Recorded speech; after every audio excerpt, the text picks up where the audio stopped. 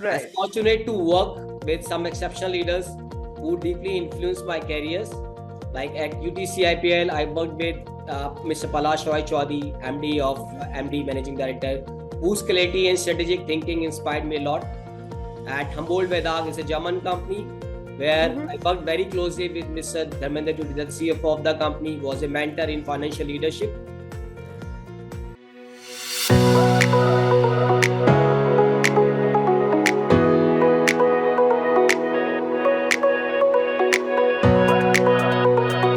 Hi, and welcome to FaceTime with Leaders, a podcast by Directors Institute, World Council of Directors, where we bring you insights from top industry experts.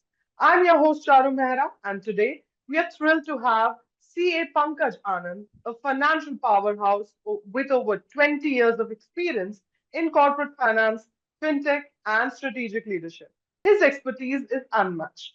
As a founder and CEO of Capzow Fintech, a former CFO at global giants like Nokia and Raytheon Technologies, formerly U2C Group, Pankaj has shaped financial success at the highest level. In this episode, we'll explore his journey, leadership lessons, and the future of finance in a tech-driven world. Mr. Anand, welcome to the show. Thank you, Charu. Thank you. So, Mr. Anand, you've had an extraordinary career leading financial strategy at global powerhouses, driving business transformations, and now shaping the future of fintech with Capzow. But before we dive into finer details, let's start at the beginning. Looking back, was there a defining moment, an unexpected challenge, or even a leap of faith that set you on this path? We'd love to hear your story in your own words. Okay. Thanks, Charu. Looking back, I think my journey in finance and leadership truly took shape when I chose to step out from my comfort zone. Mhm. Early in my career, I moved from a stable role into a mid-sized to a large-sized organization that was facing challenges, and Mhm. that decision became a defining moment. Many saw it as a risk, but I saw it as an opportunity, chance to learn, contribute, and grow. As a chartered accountant, I always have a deep connection with numbers, but over time, I realized finance is more than compliance and reporting. It's Right. about driving strategic decisions, creating value, and building trust. Over Mhm. the years, I have privilege of working with both large size and mid size organizations, multiple MNC companies, and each experience taught me something unique. Mhm. Mid size setups gave me agility and deep involvement, while large size organizations give me global structure and scale. I was Right. fortunate to work with some exceptional leaders who deeply influenced my careers. Like at UTCIPL, I worked with Mr. Palash Roy Chaudhary, MD Managing Director, whose clarity and strategic thinking inspired me a lot. At Humboldt is a German company where Mhm. I worked very closely with Mr. Dharmender, the CFO of the company, was a mentor in financial leadership. I Mhm. also learned a lot from German leader, right? Jürgen Lucas, who's a VP, Mhm. Global Internal Auditor, and Mr. Musarrat Hussain, HR leader. Leaders with sharp focus on governance, ethics, and global standards. Right. One of the most intense and enriching experience was during my time in Nokia Solution and Networks, where Mhm. I joined during a major restructuring phase. Working Mhm. with Deepak Kumar, Sushil, Satish, right, during a time of 360-degree change taught me how to operate under stress and handle major changes with calm and flexibility. Right. Right. And if I talk about the recent company, the last organization like UTCIPL during my tenure as a CFO, when the company went through multiple leadership transitions alongside an ambitious growth agenda, the pressure of the absence of independent directors shows me how critical transparent leadership and strong governance are in building sustainable businesses. Right. All of these experiences led me eventually launch advisory services like the Capzow Mhm. Fintech Private Limited is my own company. I'm the founder and CEO of the company to help startups and MSME simplify finance, reporting and compliance, secure funding, and scale confidently. If there is one thing during this journey has taught me that every challenge is a hidden opportunity and Mhm. leadership is really about turning uncertainty into possibility. Thank you, Chair. Right. Wow, that's an incredible journey, Mr. Anand. And it's fascinating to hear how each experience has shaped the leader that you're today. You took all those challenges and took them as opportunities and worked your way through. So thank you for sharing that with us. Thanks, Sharu. Leading financial strategy at global corporations require more than just technical expertise. It demands strong leadership, adaptability, and a keen eye for governance. As someone who has navigated complex financial landscapes, how has your leadership principles helped in managing financial risks while ensuring corporate governance practices that foster sustainable business growth and stakeholder trust? Okay. So thank you again. So you are absolutely right. Leading financial strategy, especially in global and complex financial landscape, demands far more than technical skills. It Right. calls for resilience, adaptability, and strong commitment to governance. For me, leadership in finance is grounded in three core principles: Mm-hmm. integrity, clarity in decision making, and cross-functional collaboration. One of the most lessons I have learned in the financial risk can't be managed in silos. That must Mm-hmm. be tackled as a whole, built into company rules and connected to the business plan. Right. In one of the companies, right, previous companies, I stepped in during Right. a time of significant financial and leadership transitions. We were Mm-hmm. having navigating budget constraints, operational restructuring, and shifting board dynamics. I was part of the board member to there. I led the implementation of robust internal controls and corporate governance practices, consistently pushing for transparency and strategic board alignment, including leading conversations around approaching senior business leaders Mm-hmm. and independent directors to strengthen oversight and foster objective decision making. Okay. Similarly, in Nokia, during its restructuring phase, the pressure was immense. Right. With over 13,000 plus employees, 100 plus senior leaders involved, it was a remarkable exposure for me. Mm-hmm. Working with them during that period taught me how to lead through uncertainty, how to Right. stay composed, manage Mm-hmm. stress, communicate with clarity, and make Mm-hmm. bold yet calculated decisions that safeguarded both financial health and exposure morale. Wow. Another key example is expect I focus on building cross-functional trust. With one German company working alongside with again Mr. Derman today the CFO, Mr. Hussein, HR functions. So I Mm-hmm. understand that the power of aligning business, finance, compliance, and people functions to build governance framework that were not just procedural but deeply integrated into the organization day-to-day culture and decision making.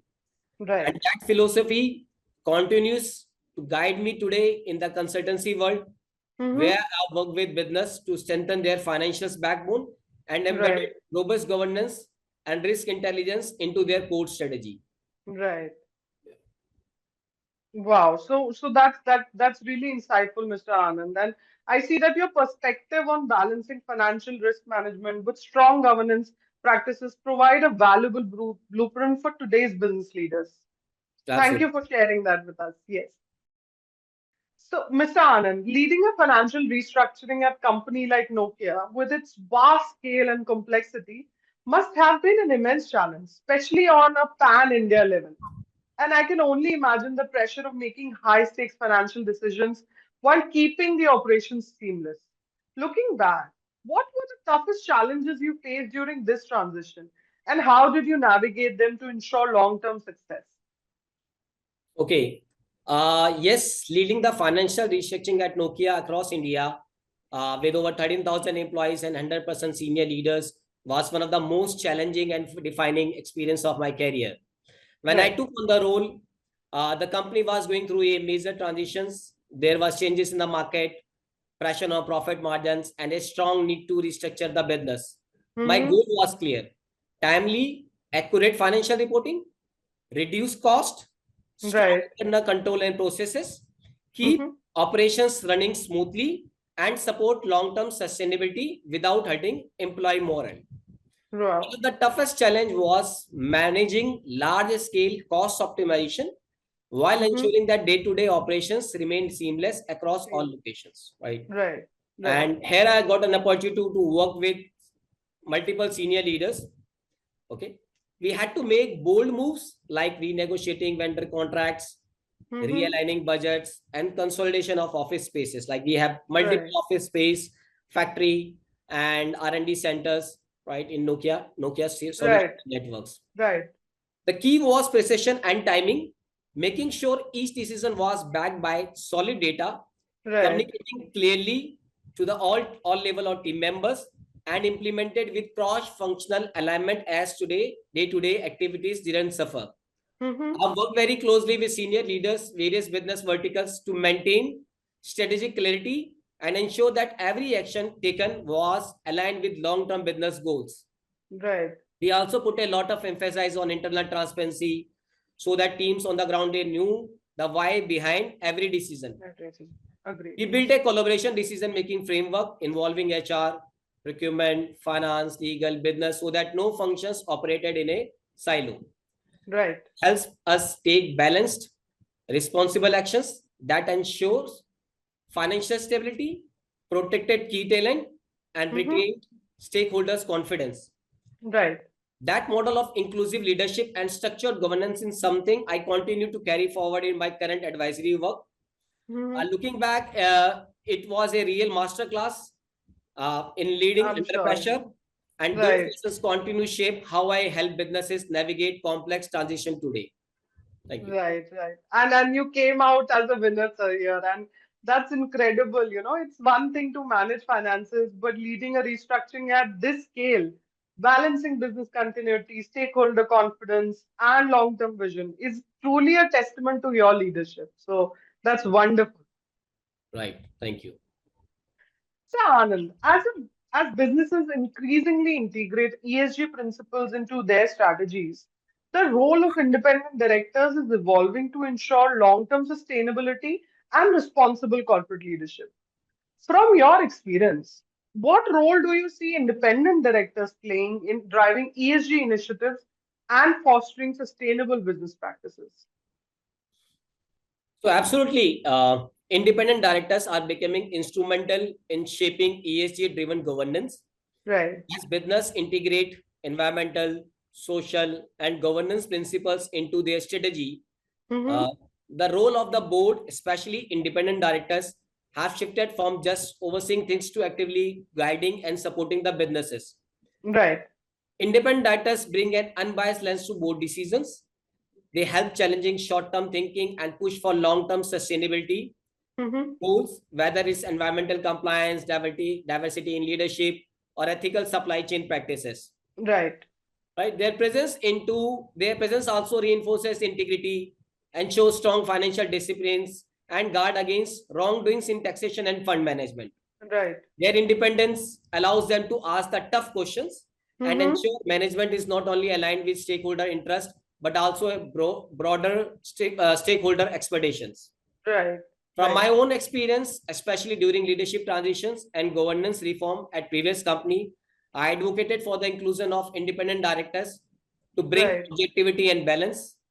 Their presence is on committees such as audit, press, and CSR adds significant value in aligning ESG strategy with regulatory compliance and global best practices. Right, right, right. And I also think that independence directors here would give a unbiased opinion on things. So their ideas would be unbiased. And what you said is so important, Mr. Anand. As companies place greater emphasis on ESG, independent directors like yourself play a crucial role in shaping responsible business strategies for the future. So Right. the role is very important. Yeah, role is extremely important. So, Mr. Anand, you've had an extraordinary journey so far.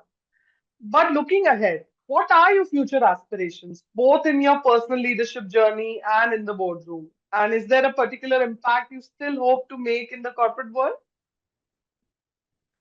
Yeah, thank you. At this stage of my career, my focus is on creating lasting impact, both by contributing to strategic boardroom conversations and by supporting the next generation of leaders.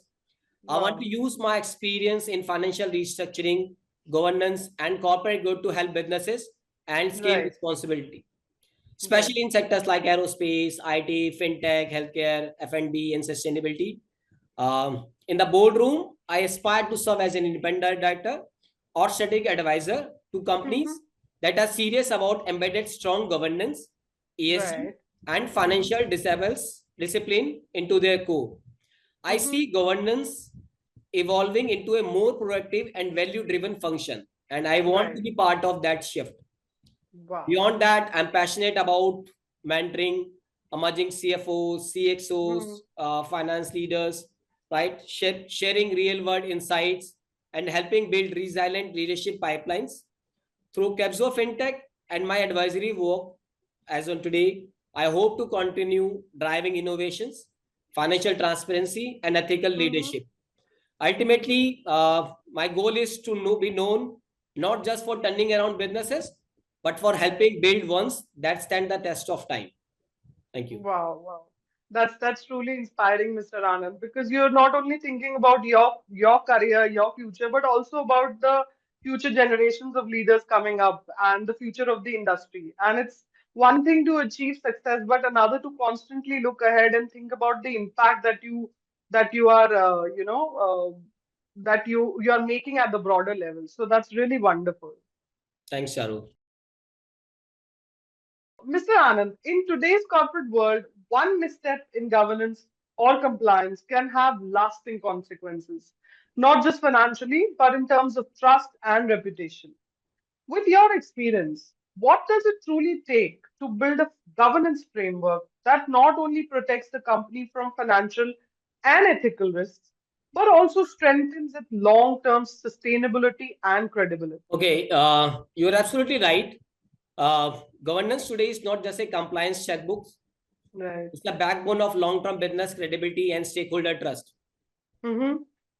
In my experience, a strong governance framework rests on three pillars, key pillars, transparency, accountability, and proactive risk management. It Right. starts with leadership, Right. ensuring that the tone from the top reflect ethical values and long-term thinking. Right. Clear internal controls, well-defined roles and responsibilities, and real-time financial reporting system are critical to catch red flags early and maintain disciplines. At companies like UTC, Nokia, G Motors, Xerox, I have firsthand how aligning governance with business strategies, rather Right. than treating as a separate function, can prevent reputational damage and support sustainable growth. It's also about communication, keeping boards, regulators, and internal teams on the Right. same page so that trust isn't lost in translation. Right. Today, digital tools and ESG integration are reshaping governance. Mm-hmm. Boards need to be agile and data driven while still Right. deeply rooted in values. I always advocate for cross functional governance, bringing finance, HR, compliance, and business team together to build Mm-hmm. systems that are embedded in culture, not just policy. Right. Ultimately, good governance creates resilience. It allows a company to navigate crisis, Uh-huh. attract long-term investors, and build a Agreed. reputation that lasts beyond financial quarters. Mr. Anand, throughout your career, you've been at the helm of financial strategy, governance, and leadership. Joining Directors Institute must have been another significant step in your journey. So, what drew you to the Institute, and how has the experience shaped your perspective on corporate governance and boardroom leadership? Anything that you'd like to say? So thank you so much, Aru, for the kind words. It's truly been a pleasure. Joining the Directors Institute was indeed a defining moment in my leadership journey. Mm-hmm. What drew me to Institute was his commitment to developing responsible, ethical, and future-ready board leaders. Right. Having experienced the complexity of boardrooms, especially during times of strategic transitions and governance challenges, I felt it was vital to engage with a platform Mm-hmm. that champions structured governance and continuous learning. The Mm-hmm. experience has been a transformative, it's deepened my understanding of boardroom dynamics, the Right. importance of independent oversight, and the strategic role directors play beyond compliance, shaping Mm-hmm. culture, ensuring accountability, and building long term value. It has Right. also helped me appreciate the delicate balance between financial stewardship Mm-hmm. and stakeholder alignment. Right. Conversation like this allow us to reflect on that journey because leaders today is not just about decision in the moment, but building institutions that endure. Thank you again for having me. It's been an honor to be part of FaceTime with Leaders. Thank you. Wow, wow. So that's so wonderful to hear, Mr. Anand, and thank you for that wonderful feedback.